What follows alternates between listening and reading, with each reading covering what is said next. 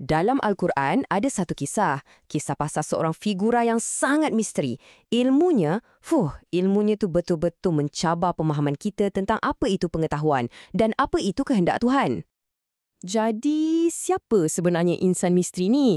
Insan yang dikatakan lebih bijaksana daripada Nabi Musa sendiri. Inilah soalan utama kita. Jom kita mulakan satu pengembaraan untuk bongkar identiti dan hikmah di sebalik salah satu cerita paling memukau dalam Al-Quran. Okey, ini dia pelan perjalanan kita. Mula-mula kita kenal dulu siapa insan hijau ni. Lepas tu, kita ikut misi Nabi Musa yang penuh dengan pengajaran. Kita akan selami 3 ujian yang memang pening kepala. Kemudian, kita akan bongkar hikmah di sebaliknya, fahamkan makna simboliknya. Dan akhir sekali, kita sentuh misteri yang paling besar. Adakah beliau masih hidup? Jom kita mula. Baiklah, bahagian pertama. Jom kita kenal dulu siapa sebenarnya insan hijau yang penuh misteri ni. Nama dia sendiri pun dah satu keajaiban kan? Khidir. Maksudnya yang hijau. Kenapa? Sebab ada satu hadis riwayat Al-Bukhari yang cerita dengan izin Allah, mana-mana je tanah kering yang diduduk terus jadi hijau dan subur. Bayangkan. Ini macam satu simbolik. Ilmunya tu menghidupkan jiwa, sama macam air menghidupkan bumi yang mati.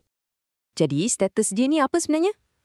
Kat sini para ulama ada beberapa pandangan. Ada yang kata dia ni seorang wali, kawan rapat Allah. Ada yang kata malaikat dalam rupa manusia. Ada juga pandangan dia ni seorang raja yang pilih jalan zuhud. Tapi pandangan yang paling ramai ulama pegang ialah beliau seorang nabi tapi bukan rasul. Maksudnya dia terima ilmu terus daripada Allah. Okey, sekarang kita masuk babak seterusnya. Misi merendah diri seorang nabi. Persoalannya, kenapa seorang Nabi yang begitu agung macam Nabi Musa, gelaran dia Kalimullah orang yang bercakap terus dengan Tuhan, kenapa Allah perintahkan dia untuk pergi belajar dengan Khidir? Apa yang jadi sebenarnya?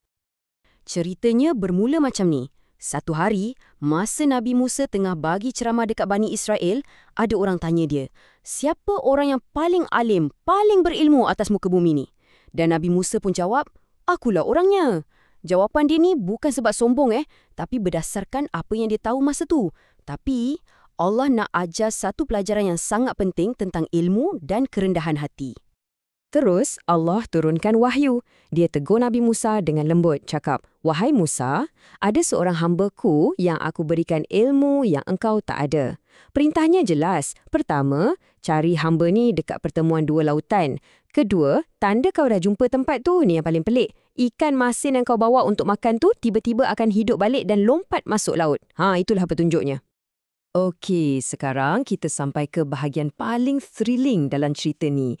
3 ujian, 3 peristiwa yang sangat-sangat membingungkan yang betul-betul uji kesabaran dan logik akal Nabi Musa.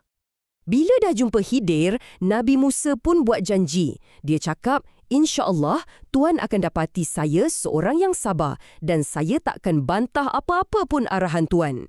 Dengar macam bagus kan? Tapi, janji inilah yang akan diuji sehabis-habisnya dengan cara yang dia tak pernah bayangkan. Cuba anda bayangkan jadi Nabi Musa. Peristiwa pertama, Khidir pergi tebuk dan rosakkan sampan nelayan miskin yang baik hati bagi tumpang percuma. Lepas tu, peristiwa kedua, ini lagi teruk. Dia bunuh seorang budak lelaki yang dengan seronok main dengan kawan-kawan dia.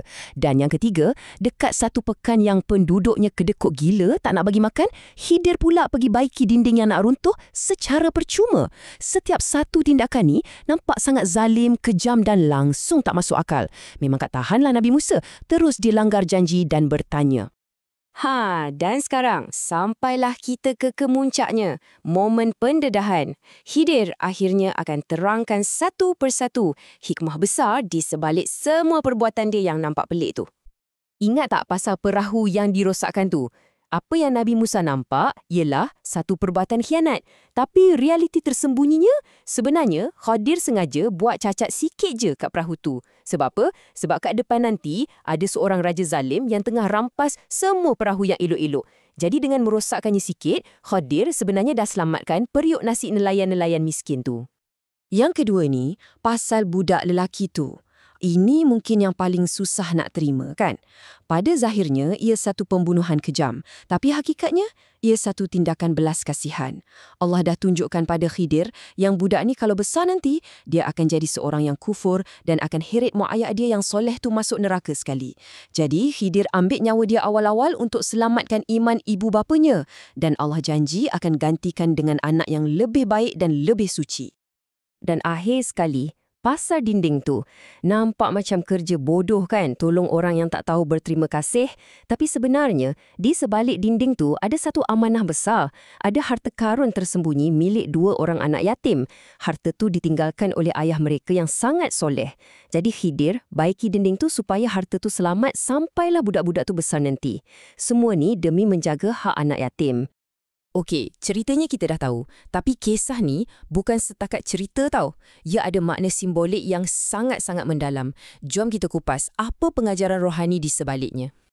Macam mana Khidir boleh tahu semua benda ni? Kuncinya adalah satu konsep yang dipanggil ilmu laduni. Ini bukan ilmu yang kita belajar kat sekolah atau universiti. Ini ilmu khas, direct dari Allah. Satu pengetahuan intuitif yang bagi dia nampak hakikat di sebalik apa yang mata kasar kita nampak. Dia nampak the big picture yang kita tak nampak. Dan inilah tafsiran simboliknya yang sangat menusuk kalbu. Perahu yang rosak tu sebenarnya melambangkan hidup kita. Satu anugerah dari Allah, tapi kita sendiri yang rosakkan dengan dosa-dosa kita. Budak yang dibunuh tu pula, itu simbol takdir, qadarullah, yang kadang-kadang kita susah sangat nak terima. Dinding yang nak runtuh, itu ibarat agama kita zaman sekarang ni yang makin rapuh. Dan harta anak yatim tu, itulah Al-Quran dan Sunnah, pusaka paling berharga yang ramai dah tinggalkan, seolah-olah dah jadi yatim.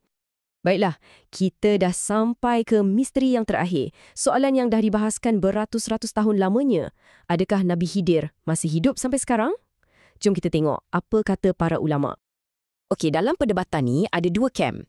Kem yang kata dia masih hidup, biasanya bersandarkan pada beberapa riwayat yang kata dia akan jumpa Dajjal atau diminum air kehidupan. Tapi kebanyakan riwayat ni statusnya lemah. Di kem sebelah lagi, hujahnya lebih mantap. Al-Quran sendiri sebut tak ada manusia sebelum Nabi Muhammad yang hidup abadi. Kalau dia hidup zaman Nabi, dah tentu dia wajib datang jumpa dan bantu Nabi Muhammad kan? Dan ada hadis sahih yang sebut, takkan ada jiwa yang hidup pada zaman Nabi akan terus hidup 100 tahun selepas tu. Jadi, kesimpulan majoriti ulama besar seperti Imam Bukhari dan Ibn Taymiyah ialah beliau telah pun wafat. Tapi kan, pada akhirnya, isu dia hidup atau dah wafat tu bukanlah pengajaran utamanya. Pelajaran sebenar kisah ni bukan pasal seorang insan, tapi pasal betapa luasnya hikmah Allah dan betapa terhadnya pandangan kita ni sebagai manusia. Ia mengajar kita untuk rendah diri. Jadi, soalan terakhir untuk kita semua fikirkan. Dalam hidup kita sendiri, ada tak perahu yang rosak? Ada tak budak yang dibunuh? Atau dinding yang dibina semula? Maksudnya, berapa banyak benda yang jadi dalam hidup kita yang kita tak faham, kita marah, kita persoalkan tanpa kita sedar ada hikmah besar di sebaliknya. Kisah ini sebenarnya adalah jemputan untuk kita, untuk lebih bersabar, lebih percaya dan sentiasa yakin yang ilmu Allah itu meliputi segala-galanya.